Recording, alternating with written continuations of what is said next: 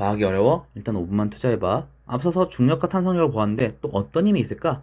이번에는 운동을 방해하는 힘에 대해 얘기해보자. 바닥에 물체를 힘을 주어 밀면 바로 물체가 밀리지 않아. 이건 물체의 운동 방향과 반대 방향으로 어떤 힘이 작용하기 때문인데 이 힘을 마찰력이라고 해. 마찰력은 물체가 어떤 면에 접촉해 있을 때 접촉면에서 물체의 운동을 방해하는 힘을 의미해. 그리고 그 힘의 방향은 앞서 말했듯이 운동 방향의 반대 방향이야.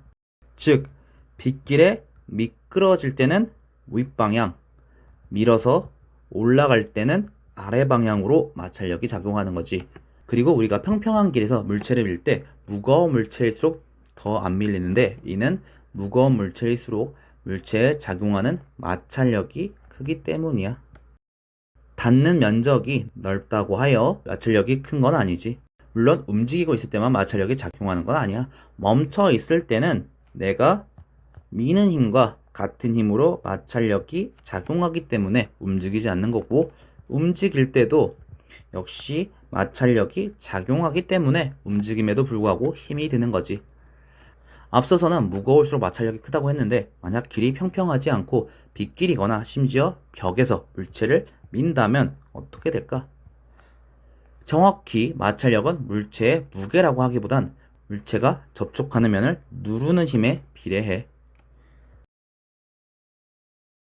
예를 들어 빗길의 경사가 가팔라질수록 물체에 작용하는 중력을 분해해보면 미끄러져 내려가는 힘은 커지는데 반해 빗면을 누르는 힘은 작아지는 걸 볼 수 있지. 그리고 그때 마찰력도 역시 작아질 거야. 그런데 이상하게 같은 경사여도 더 쉽게 미끄러지는 곳이 있다는 건 우리 친구들이 경상 느꼈을 거야. 마찰력은 접촉면을 누르는 힘뿐만 아니라 접촉면의 거칠기가 거칠수록 크게 작용해. 그래서 우리가 눈길에 더 잘 미끄러지고 등산화 같이 접촉하는 바닥에 거칠거칠한 신발을 신고 걸을 때는 잘 미끄러지지 않는 거지.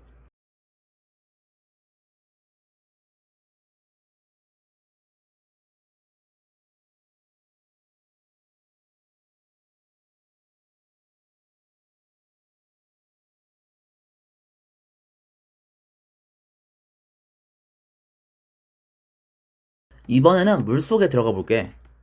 물에 공을 던지면 공이 가라앉기도 하는데 뜨는 공도 있지. 이건 액체나 기체가 물체를 밀어 올리는 부력이라는 힘이 작용하기 때문이야.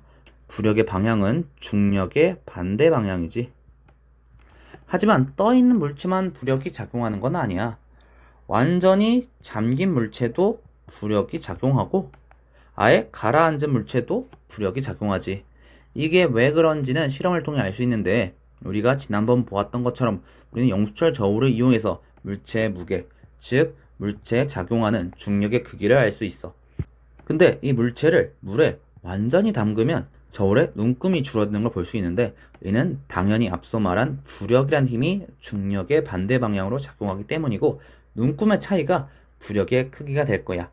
그런데 같은 무게지만 부피가 큰 물체로 하면 물에 완전히 담갔을 때와 담그지 않았을 때 눈금 차이가 더 큰 걸 알 수 있어. 즉 물에 잠긴 부피가 클수록 부력이 크다는 것이지. 무게는 상관없어. 다만 물 중간에 떠 있는 물체는 그만큼 잠겼을 때 부력의 크기와 중력 크기가 같은 것이고 완전히 잠기지 않고 떠 있는 물체는 그만큼 잠겼을 때 부력의 크기와 중력의 크기가 같은 거지. 아예 가라앉은 물체는 중력이 부력보다 커서 아래로 떨어진 거지. 만약 완전히 가라앉은 물체와 수중에 떠 있는 물체가 부피가 같다면 앞서 보았듯이 두 물체에 작용하는 부피의 크기는 같아. 다만 그 물체의 무게, 작용하는 중력의 크기가 다르기에 하나는 떠 있고 하나는 가라앉은 거지.